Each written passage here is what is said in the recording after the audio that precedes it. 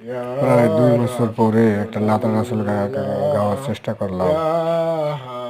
দেখলাম আগের সেই সুর, আগের সেই কণ্ঠ নাই, বয়স বাড়ার সাথে সাথে সবই হারাই ফেলাইলাম। সকলে দোয়া করবেন আল্লাহ পাক যেন আমার কণ্ঠ ফিরাই দেন। আপনার দিদার মওয়াতের যাতনা থাকিবে না আমার,